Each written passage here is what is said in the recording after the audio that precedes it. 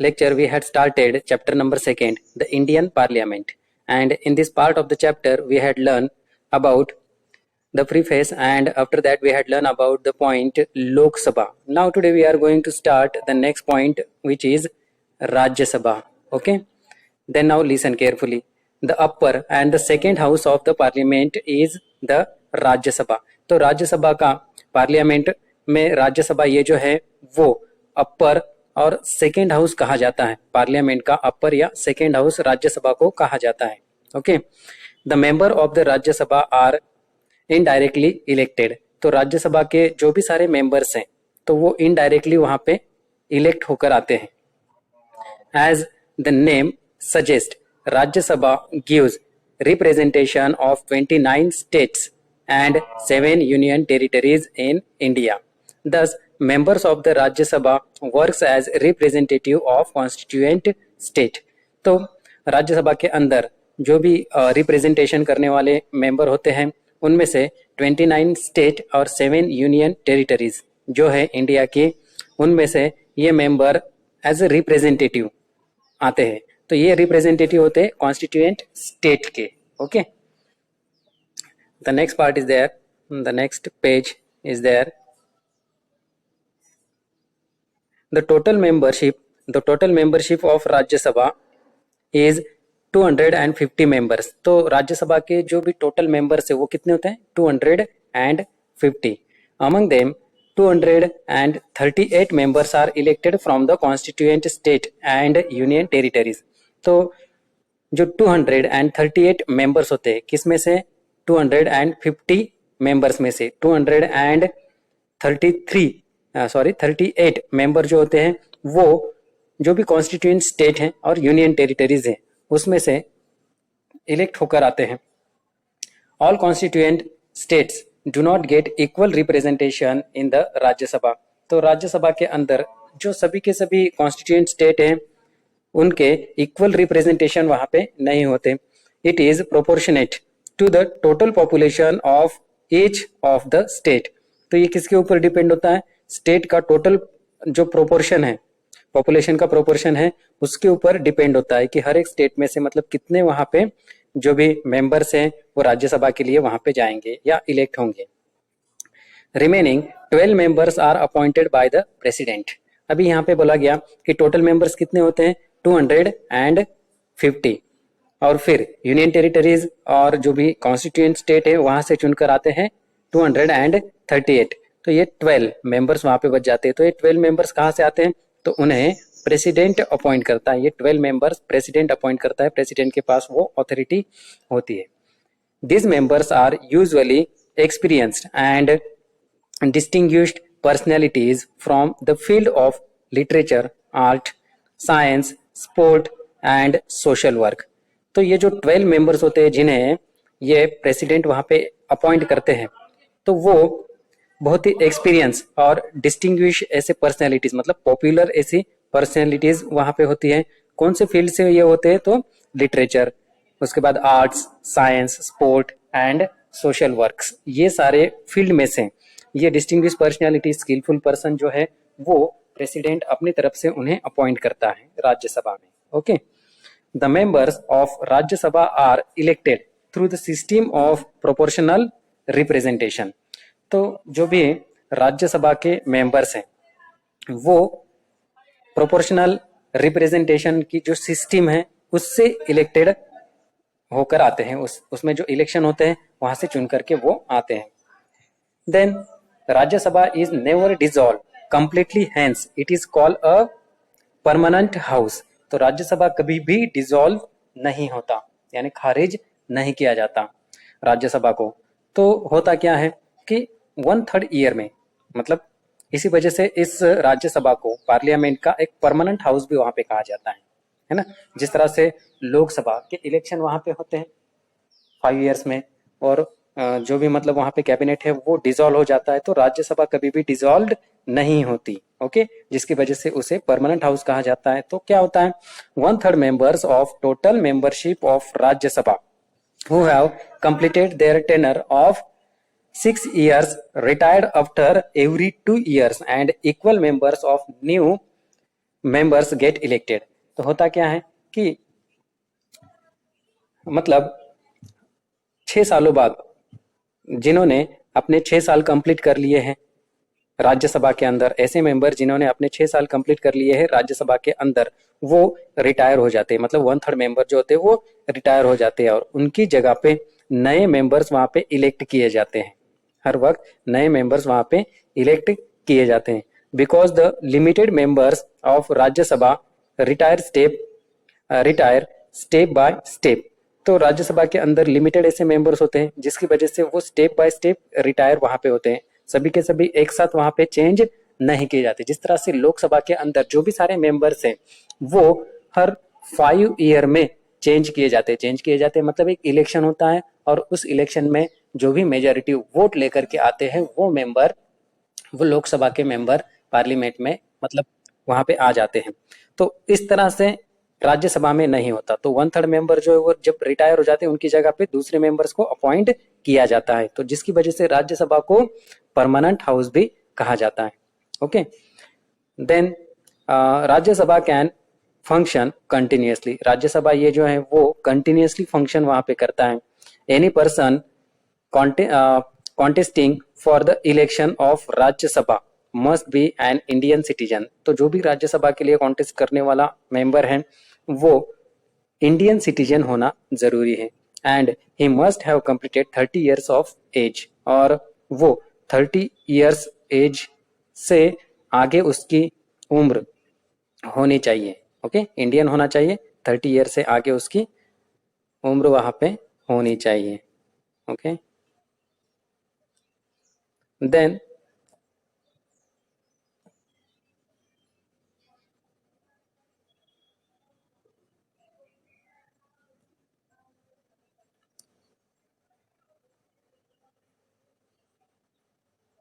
the next part is there, that is members of Lok Sabha and Rajya Sabha are known as members of parliament। तो जो भी लोकसभा और राज्यसभा के members हैं उन्हें पार्लियामेंट के मेंबर कहा जाता है। मतलब एमपीज, उन्हें एमपी कहा जाता है, मेंबर ऑफ पार्लियामेंट, लोकसभा और राज्यसभा के मेंबर को। तो MPs try to resolve the queries and complaints of their constituencies by raising questions in the parliament. तो ये जो सारे एमपीज होते हैं उनका काम क्या होता है कि उनके जो भी कॉन्स्टिट्यूएंसी है, जिसे हमने कहा था मतदार संघ, है ना, हम कौन से कॉन्स्टिट्यूएंसी में है, धुले कॉन्स्टिट्यूएंसी में हम है।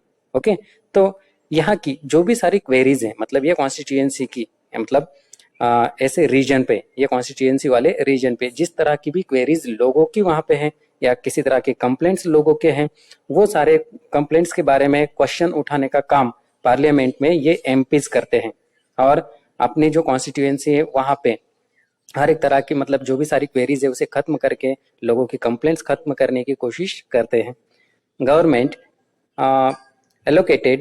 Allocates them fund to carry out development activities in their respective constituencies. तो गवर्नमेंट जो है वो इन एमपीज को उनकी कॉन्स्टिट्यूएंसी के मतलब डेवलपमेंट के लिए फंड वहां पे देते हैं। मतलब किस तरह के, हमारी जो कॉन्स्टिट्यूएंसी मतलब हमारे यहाँ पे जो रास्ते वगैरह जो बनते हैं या जो भी गवर्नमेंटल स्कीम्स हमें वहाँ पे मिलती हैं या जो भी फैसिलिटीज गवर्नमेंट की तरफ से हमें मिलती है, तो वो फैसिलिटीज ये एमपीज कम फुलफिल वहाँ पे करते हैं। तो उसे फुलफिल करने के लिए गवर्नमेंट की तरफ से उन्हें फंड मिलता है और उस फंड से वो किसी ब्रिज को, किसी रोड को वहाँ पे बनाते हैं या कुछ नई डेवलपमेंट किसी चीज के अंदर करना चाहते हैं तो वो करते हैं उस फंड को यूज करके। Okay, then functions of parliament. तो पार्लियामेंट के फंक्शंस, वर्क क्या क्या है ना, पार्लियामेंट का वर्क फंक्शन क्या क्या है। After understanding the basics of Lok Sabha and Rajya Sabha. तो जिस तरह से हमने लोकसभा और राज्यसभा के बेसिक को जान लिया, we will now review their functions. अब उनके फंक्शंस के बारे में जानते हैं, लोकसभा और राज्यसभा के फंक्शन के बारे में। सबसे पहले फॉर्मुलेशन ऑफ लॉज। लॉज का फॉर्मुलेशन किस तरह से होता है।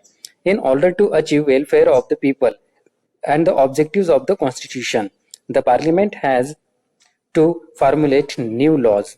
तो जिस तरह से लोगों का वेलफेयर करने के लिए, लोगों के वेलफेयर को अचीव करने के लिए, और जो भी सारे ऑब्जेक्टिव्स है कॉन्स्टिट्यूशंस के, जो भी सारे ऑब्जेक्टिव्स है उन्हें कंप्लीट करने के लिए पार्लियामेंट के अंदर नए नए लॉज वहां पे फॉर्मुलेट किए जाते हैं। मतलब जिस तरह की कंडीशन लोगों की है, उस लोगों की जो कंडीशन है उसमें इम्प्रूवमेंट लाने के लिए, उसमें डेवलपमेंट लाने के लिए, उनके वेलफेयर के लिए, लोगों के वेलफेयर के लिए, और जो भी कॉन्स्टिट्यूशन के ऑब्जेक्टिव्स हैं उन्हें कंटिन्यू करने के लिए या उन्हें मेंटेन करने के लिए नए नए लॉज वहां पे फॉर्मुलेट किए जाते हैं।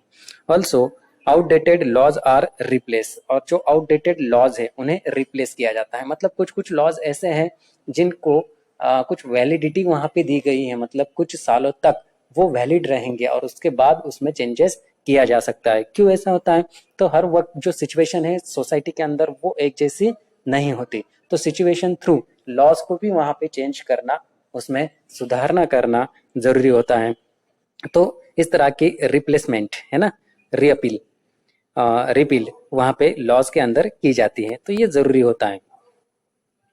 The process of the formulation of law has been described in the constitution. तो कॉन्स्टिट्यूशन के अंदर लॉज किस तरह से बनाए जाएंगे उसकी जो प्रोसेस है उसे डिस्क्राइब किया गया है।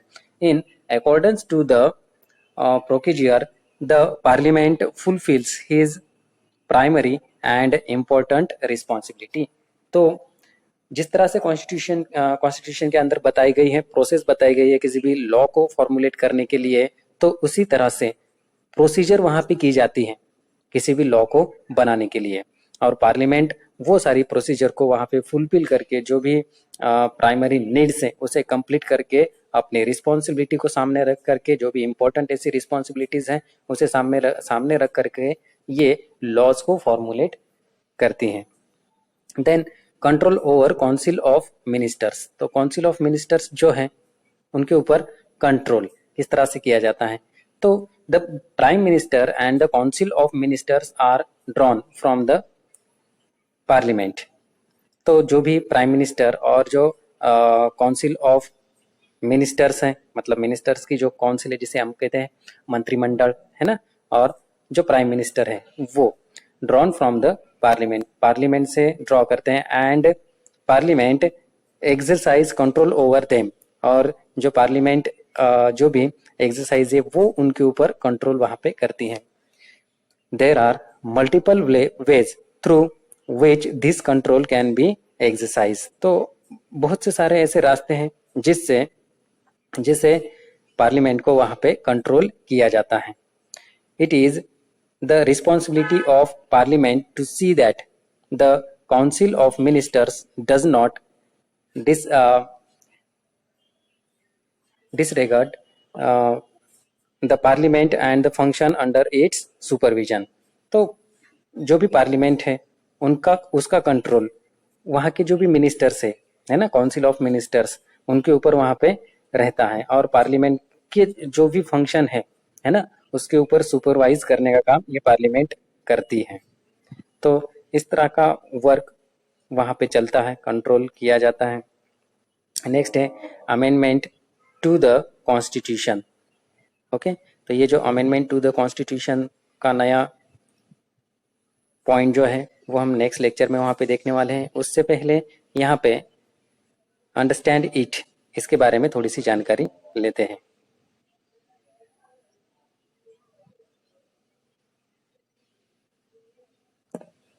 ओके, अंडरस्टैंड इट, तो यहाँ पे कन्वर्सेशन बताया गया है, मेरी, राधिका, इस तरह की दो स्टूडेंट है उनका है। Can I contest Lok Sabha election after I pass my 10th standard. तो वहाँ पे मेरी है वो पूछ रही है कि मेरे 10th स्टैंडर्ड के बाद मैं लोकसभा के इलेक्शन में कॉन्टेस्ट मतलब कर सकती हूँ क्या? Radhika, no, you can vote after you attain 18 years of age but you can not contest election. तो राधिका उसे समझाती है कि ठीक है, जब आप 18 ईयर से आगे जाओगे तो आप वोट कर सकते हो, लेकिन ये कॉन्टेस्ट नहीं कर सकते हो। Then Ranveer said, don't you know that for contesting Lok Sabha elections, one needs to complete 25 years of age। तो रणवीर वहां पे है, वो बता रहा है कि आपको ये पता नहीं है क्या, लोकसभा का इलेक्शन वहां पे कॉन्टेस्ट करने के लिए, लोकसभा के इलेक्शन के लिए हमें 25 ईयर्स एज को कंप्लीट करना होगा, तभी हम ये इलेक्शन कर सकते हैं। Then Shabana said, what if a person from neighboring country decide to contest Lok Sabha election? अगर हमारे पास की दूसरी कंट्री में से कोई जो पर्सन है वो लोकसभा के कॉन्टेस्ट में वहां पे आना चाहता है तो? Muskan said, how is it possible? Is that person an Indian citizen? तो वो नहीं हो सकता। ओके, ये पॉसिबल नहीं है क्योंकि वो इंडियन सिटीजन नहीं है। Okay, then Pranav said, if I want to contest election from Kerala, is it possible? तो अगर मैं केरला से इलेक्शन वहां पे करना चाहूंगा तो ये पॉसिबल है क्या? Radhika said, yes, because our teacher said that the Lok Sabha election can be contested from any constituency of the particular state. किसी भी पर्टिकुलर स्टेट की कॉन्स्टिट्यूएंसी से लोकसभा के इलेक्शन इंडियन सिटीजन जो भी 25 ईयर्स अबो है वो कॉन्टेस्ट कर सकता है। Mrinal said, I understood conditions regarding the age and nationality, but who can be considered as non-qualified and contesting elections? तो ठीक है, ये सारे कंडीशंस हमें वहां पे समझ में आ गए, एज के बारे में है, नेशनैलिटी के बारे में है, ये तो सब समझ में आ गए हैं। लेकिन who can be considered as non qualified for contesting election, लेकिन इसे कौन कंसिडर करेगा कि जो नॉन क्वालिफाइड पर्सन है वो भी इस इलेक्शन को लड़ सकता है ना? लड़ सकता है क्या? मेरी said, like criteria for qualification, there are conditions for disqualification as well. Let us understand it with the help of our teachers. Okay, तो क्वालिफिकेशन थ्रू वहां पे मतलब किसी भी कॉन्स्टिट्यूएंसी से अगर हमें एज अ कैंडिडेट इलेक्शन को कॉन्टेस्ट करना है तो हम हमारी क्वालिफिकेशन क्या होनी चाहिए, ये आपके टीचर से आपको जानना था। ओके, तो क्वालिफिकेशन की किसी भी तरह की कंडीशन हमारे कॉन्स्टिट्यूशन में नहीं बताई गई है। अगर पर्सन एजुकेटेड नहीं भी है तो भी वो इलेक्शन लड़ सकता है। ओके, तो क्वालिफिकेशन के बारे में किसी भी तरह की कंडीशन नहीं रखी गई है। तो ये सारी चीज़ें यहाँ पे है। ओके।